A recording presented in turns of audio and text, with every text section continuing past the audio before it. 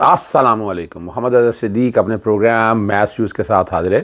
खिदमत है। चीज़ें वाकई तब्दील हो रही हैं और अगर आप चीज़ें समझना चाहें तो आपके सामने बहुत से वजाहत के साथ चीज़ें आ जाएंगी। एक तो बात है कि इमरान खान के अगेंस्ट नैब की तफ्तीशी जो टीम है वो कुछ भी ना निकाल सकी। वो आएँ बाएँ शाएँ इधर से उधर की बातें और गैर ज़रूरी सवालात, तैयारी कोई नहीं, इंक्वायरी इतने अरसे में बैठकर इतना कुछ करने के बावजूद भी उनके पास कुछ नहीं है। कुछ थोड़ी सी उसकी मैं तफसील आपके सामने मैं रखता हूँ। और जो समझने वाली बात है, राणा सनाउल्लाह ने जो दावा की 120 नशिस्तें लेने को, उस पर सोशल मीडिया पे जो हाल हुआ है उनका, वो आप समझ सकते हैं कि क्या बनेगा। बाकी जो है सियासी तौर पर जो हालात बनाना चाह रहे हैं वो पाकिस्तान मुस्लिम लीग नून बना नहीं सकी है और बड़ी मुसीबत में फंस गए हुए हैं। सरदार आसिफ नगई पाकिस्तान तहरीक इंसाफ इस्लामाबाद से रात उन्हें गिरफ़्तार कर लिया गया। अब गिरफ़्तारियों के अलावा जो है कुछ ऐसी चीज़ रह रही गई है जो आपको बता सके। दो चीज़ों पे और बात करनी है।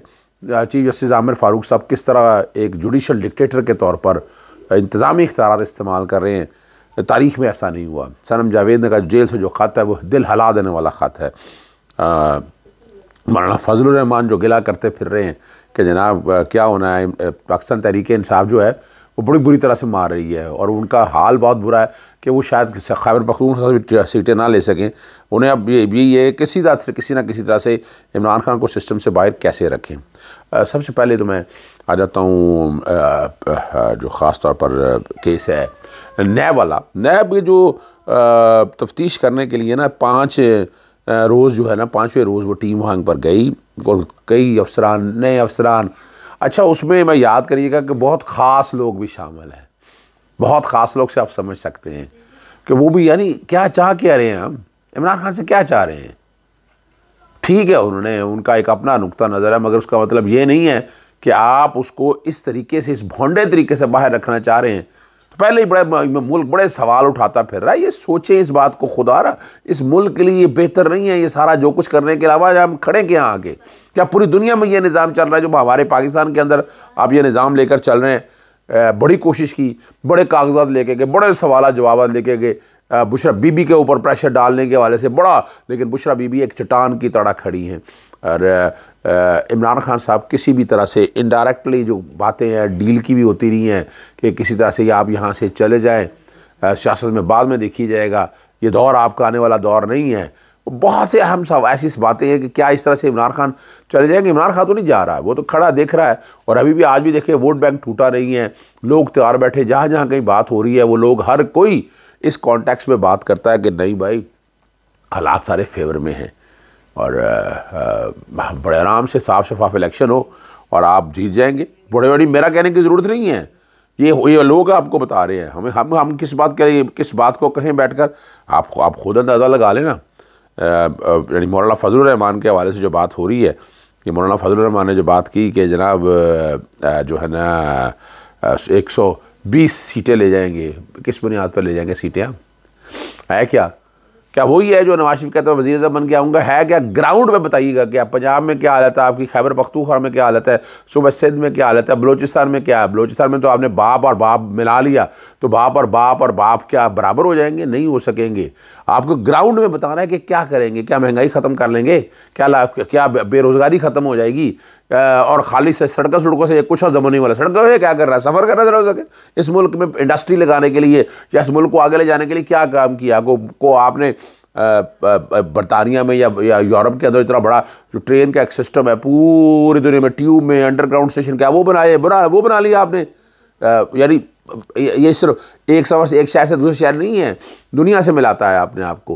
फिर सड़कों का निज़ाम देख ले, फिर इंडस्ट्री एक दौर में है उसको सर्विस इंडस्ट्रीज़ के तौर पर आए और ये बड़ा सड़कें बनाने का ये बड़ा शोर डाला हुआ है। क्या करेंगे आप? है ही कुछ नहीं है एजेंडा आपके पास। मुल्क की मईशत कैसे बहाल करनी है, कुछ नहीं है। स्मगलिंग रोकने की बातें, डॉलर नीचे आने की बातें है भाई, ग्राउंड के ऊपर आपके पास क्या करने के लिए। ठीक है, आप बैरूनी यानी इस्टेब्लिशमेंट के सहारे लगे हुए हैं कि किसी तरह से आपको वो लेवल प्लेइंग ज़बरदस्ती फील्ड लेकर दे, लेवल प्लेइंग फील्ड यानी ख़त्म करा दे दूसरों के लिए, वो नहीं कामयाब हो सकेंगी। मैं बार बार बता चुका हूँ, वो आपके हर चीज़ जो है ना वो ग्राउंड में बड़ी बुरी तरह से गिर चुकी हुई है। और इसी का मैं अगर वो बात करना चाहूँ, मौलाना फजलुर रहमान ने जो बात की है, मैं चाहूँगा कि मौलाना फजलुर रहमान में एक ट्वीट भी चल रहा है, वो बैकग्राउंड पर चल जाए आप कि मौलाना फजलुर रहमान क्या कर रहे हैं और क्या गिले कर रहे हैं और क्या चाहते हैं। आप सिर्फ यहीं से अंदाज़ा लगा लीजिएगा। सुनिएगा मौलाना फजलुर रहमान क्या कहते हैं, ज़रा सुनिएगा। अब ये काफिला बढ़ता चला जाएगा इंशाअल्लाह।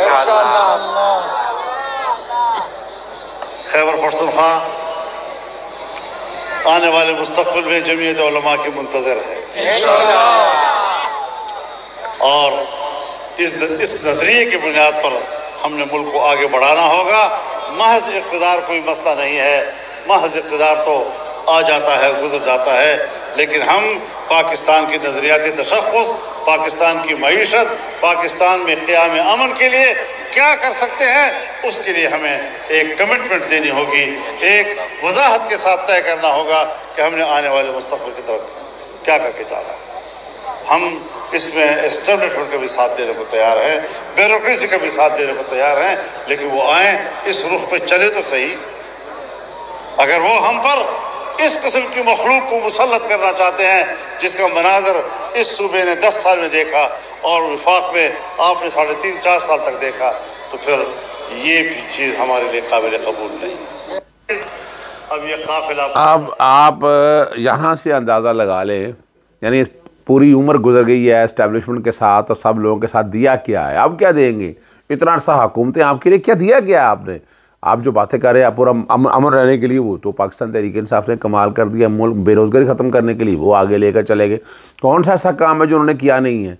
10 सालों में सूबा सरहद की शक्ल बदल दी है जो इससे पहले कभी तब्दील नहीं कर सके। तो ये मौलाना का बयानिया जो है बड़ी बुरी तरह से गिर चुका है। मैं हमारे पुलिस के निज़ाम के ऊपर बड़ा सवालिया निशान है तफ्तीशी इदारों के ऊपर।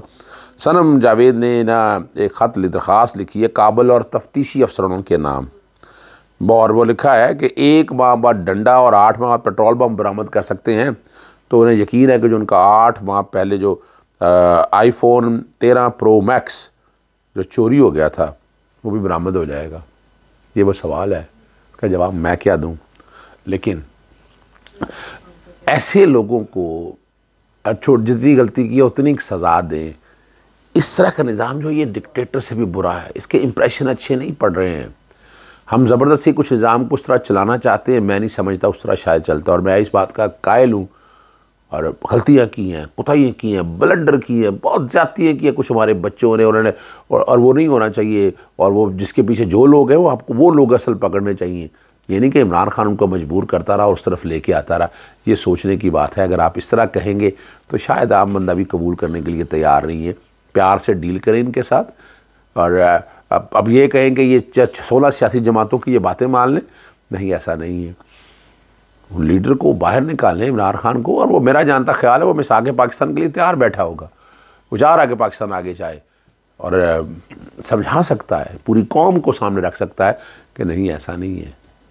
तो ये कोई मुश्किल काम नहीं है। अगर आप चाहें तो ये बड़े आराम से और आसानी से हो सकता है। आखिर में तारीख़ी मार्च जो है, मिलियन मार्च जमात इस्लामी का, बड़ी मेहनत की पूरे पाकिस्तान के, हम सब दोस्तों के शुक्रगुज़ार हैं। जहाँ जहाँ हमने कहा, जिस तरह लोगों को हमने मोबिलाइज़ किया कि जमात इस्लामी का पूरे पाकिस्तान का था, हम सब का मार्च था। हमने फ़लस्तीन के मामले पे हम इकट्ठे खड़े हैं और इसमें हम पीछे नहीं हटेंगे। बैकग्राउंड पे आप तस्वीरें देख रहे हैं।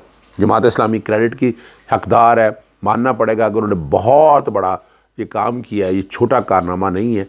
और उम्मीद आगे बाकी हमारी मजहबी जमातें भी उस तरह करती रहेंगी। और आखिर में एक ख़बर आपके सामने वो देते चलें कि पाकिस्तान अवामी तहरीक मिनहाजुल कुरान वाले डॉक्टर तारुल कादरी भी, वो भी सियासी तौर पर मैदान सजाने के लिए तैयार है, वो भी सियासत में आने के लिए तैयार है।